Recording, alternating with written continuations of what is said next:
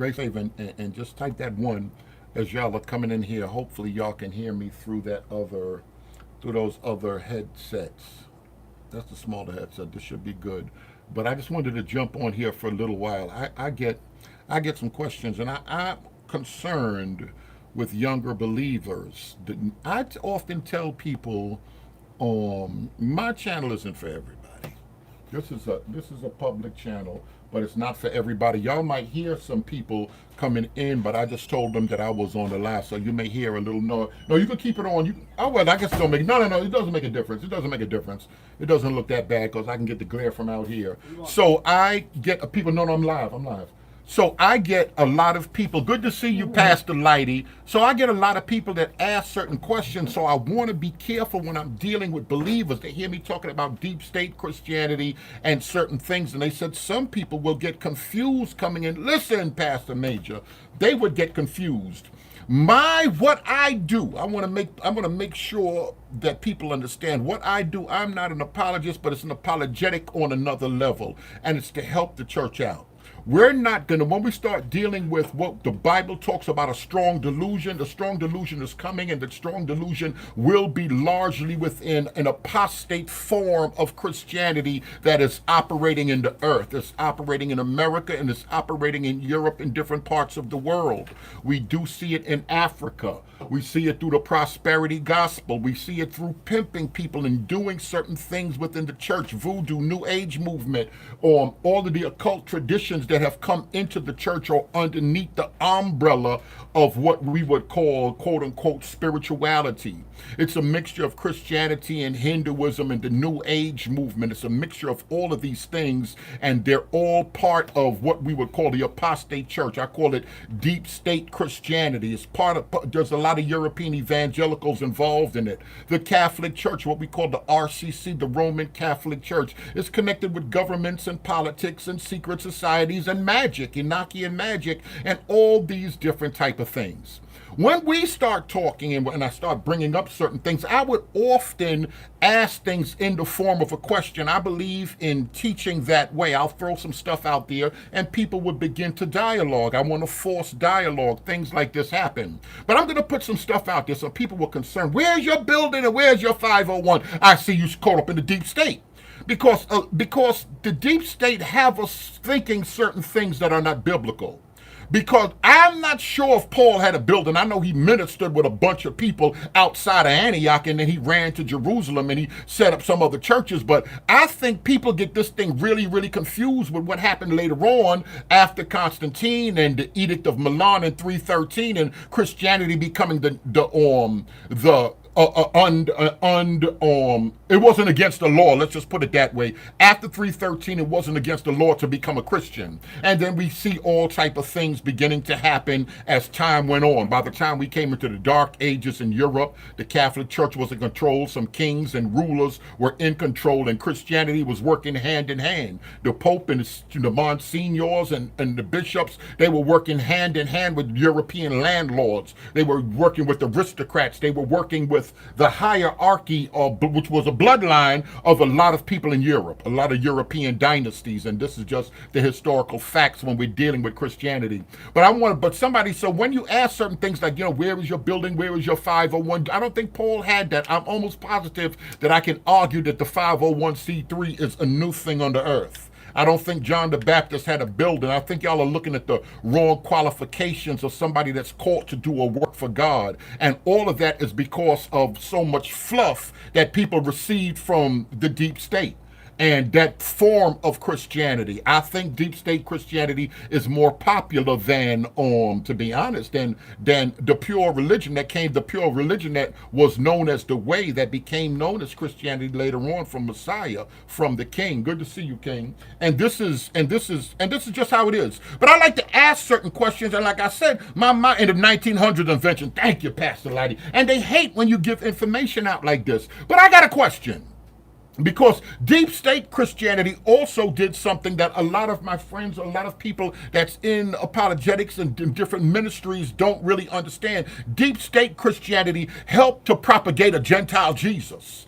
What do you mean when you say a Gentile Jesus? I don't want to be the bad guy. How many people in here? So I'm going to make y'all the bad people. Let me ask you a question. We're going to play a game, and like I said, we're going to leave certain people out. John James White, John MacArthur, Matthew Henry. We're going to leave out commentaries. We're going to leave out all of that Strongs. We're going to leave out all of that stuff. And now we're going to start with the questions. Deep state Christianity been propagating a Gentile Jesus, and the Gentile Jesus helped run amok.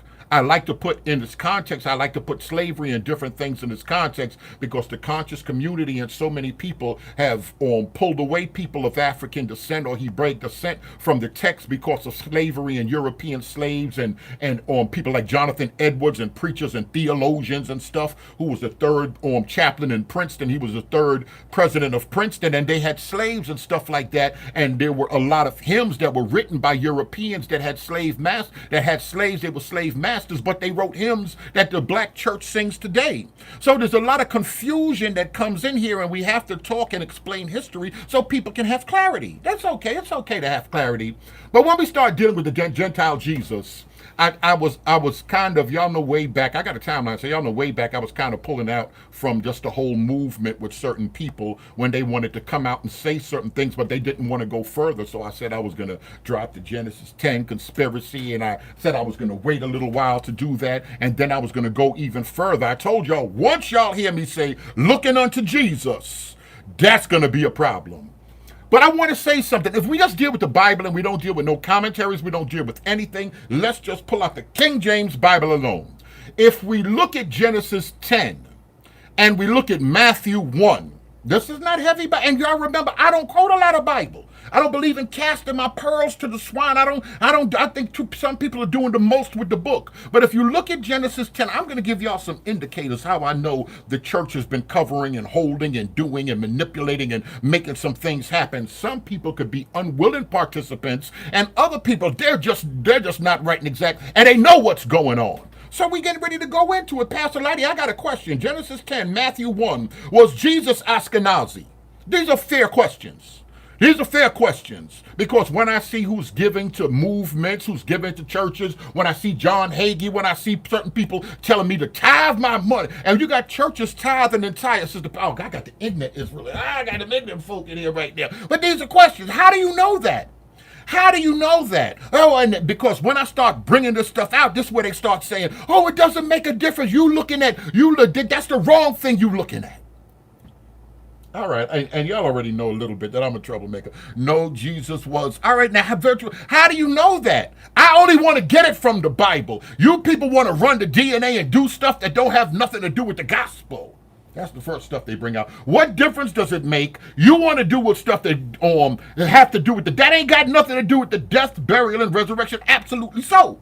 But like somebody else said, why were y'all meddling with stuff? We got some meddlers. I can't say they meddled with the word of God.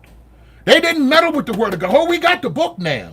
But there's problems because asking now, all right, truth. See, there's some sisters. Oh, listen to sounded large. Okay, let me read. That means that Jesus isn't of Shem, but of, come on, that's Bible right there.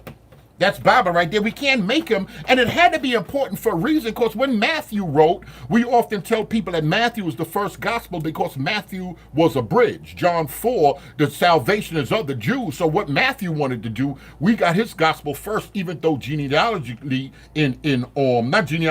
chronologically, in order, Matthew might not have been the first gospel that was written. It definitely wasn't the first epistle or the first of the New Testament books. But Matthew was written first because Matthew constantly say things the other gospels don't say, that it might be fulfilled, which was spoken by the prophet, that it might be fulfilled, which was spoken by the prophet. And he says that a number of times because he wanted the Israelites of the first century to know, after all the years of silence from Malachi. Remember, they told us that's the intertestamental period where those other 14 books were written that we call Apocrypha. They believe Enoch was written during that time, but they said there were no prophets. There were Zealots, and then they became Pharisees and Sadducees, but no prophet stood up to say, thus saith the Lord, in those 400 years. So Matthew's attempt was to first prove to Jews that Jesus was a fulfillment of the ancient prophecies. So he has to trace the genealogy all the way back to Abraham, who was original. These are problems. But we have a people out here in Christianity. We have a people out here that's teaching something contrary to the text. So this is part of the sleight of hand. You can open up the book and have the Bible, and how you got the Bible, how you in church, how y'all singing and praying and clapping and having Bible study and Bible class, how y'all going to seminary with the Bible and coming back out not knowing this simple stuff. I don't want to be the bearer of bad news, so I say I'm not going to say certain stuff. But let's just open up the book and see what the Bible got to say. I don't want to hear from John Hagee right now. I don't want to hear from MacArthur. I don't want to hear from James White. I don't want to hear from C.S. Lewis. I don't want to hear from none of them people. I just want the Bible. Can we play that game like we played beside that in the conscious community? Just give me the Bible. Let me see Jesus only. They had us singing that back in. Pastor Lighty, I wonder if you remember that song. They had us singing that back in the church. Now y'all got me getting on here and talking crazy and ignorant. And for some reason, the truth has become ignorant talk. That's not an apology. That ain't right. Somebody said, I want Bible. Because if we start lining up Bible with these people, because James and y'all told me some good stuff. Y'all told me that Bible was a mirror. We open up that Bible, the Bible gonna expose the deep state Christian. The Bible gonna expose some stuff that people don't like. And these are sitting, and I said, I could spend 3 hours. I ain't gonna spend 3 hours. I'm getting ready to get out of here. My man's sitting right here. We getting ready to go back to class. But Sister Pam, I could spend 3.5 hours on them 2 verses. And y'all done prayed and did all this stuff, all this time, and y'all can't find that out? I'm like, no, I'm not gonna ride with y'all apologies. I ain't riding with y'all go default reading. Y'all ain't finna embarrass me out here and have me looking crazy.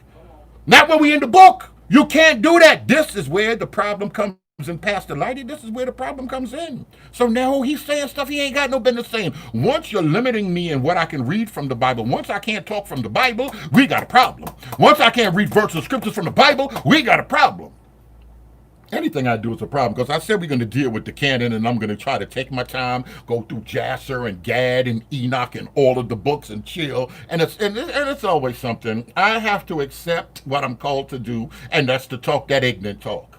And that now it's truth, but truth these days is that talk that people don't want to hear. They don't want to hear that. You sided, what side are you on? So it got to be sides and all of that stuff, and stuff like that comes from the deep state. And this is just it is what it is. What can we do about it? I wanted to bring it out, and it is a big problem. I'm gonna go get me a salad or something. It's pretty warm outside, and get a coffee and go back and sit inside class. But I just wanted to bring that Ashkenazi Jesus, Gentile Jesus, and what Christianity been pushing. I'm not saying all of Christianity. But deep state Christianity is more popular, to be honest. That form of Christianity is more popular than people that are just regular followers of the way. You know, these are the ones that's riding hard on Daystar, TBN. That's the deep state. Deep state owned channels. They got satellites. They're doing certain things. They got these printing companies. They printing up books and they talk. If it didn't make a difference, why y'all upset? And then I would even have to say deep state, there's a spirit that operates from the pulpit of deep state Christianity. Because that spirit, when they start hearing truth, they want to buck against truth. Remember when Christ came into the temple, there was a man in the temple with a demon. When that truth came, truth makes demons, stir the demons. They don't like certain talk. So then when I bring up, they don't like certain words burning their ears. They don't like the name Jesus. A lot of people say they do, but they like the Gentile Jesus. And they want to do Gentile stuff, so they want to put them under the tree. I'm going to leave that tree alone because Yolanda might be here. All right, y'all, I'm getting out of here. I know it's lunchtime. I don't want to start up on them. Holidays, and then I'm going to start geographically. Where was the gospel? Was it in Europe? Where was the first Christian? I don't want to do that. Lolly Bellum. I don't want to start bringing all of that stuff up. Another thing they'll have you thinking, and these are ploys. The ploy is when you start talking, somebody else hit me in the email talking about being woke and being woke. Woke has nothing to do with color. Woke has to do with truth. But this is all part of the games of the deep state. I'm exposed to deep state. We're going to talk about some stuff. Remember, I didn't start yet. Apostle trying to rile me up this morning on the live talking about, and I almost slipped and start dropping some of that looking unto Jesus. Y'all going to try to get me out here and get me to wilding out, but we're not going to do that. All right, y'all know what it is.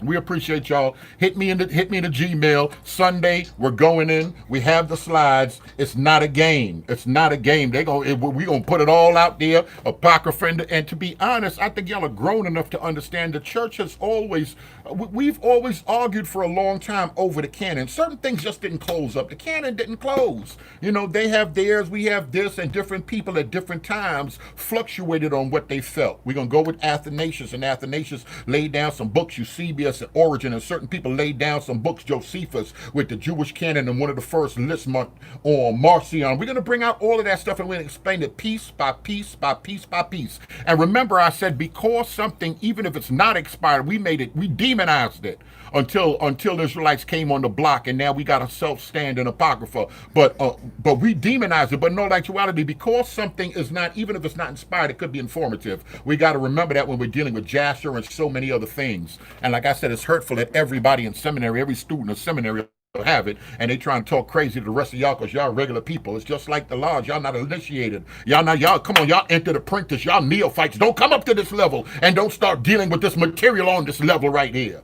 God told John, come up higher. Come up hither. You got to come up higher to understand the glory of God, to understand what God is pouring out, the calling, and who you are. When we start dealing with the Garden of Eden, they lost who they were. People, I'm telling y'all right now, if they don't want to do anything, they don't want to let a people know who they are in God, and the truth of God's word. Let God be true and every devil a lie. All right, I'm out of here.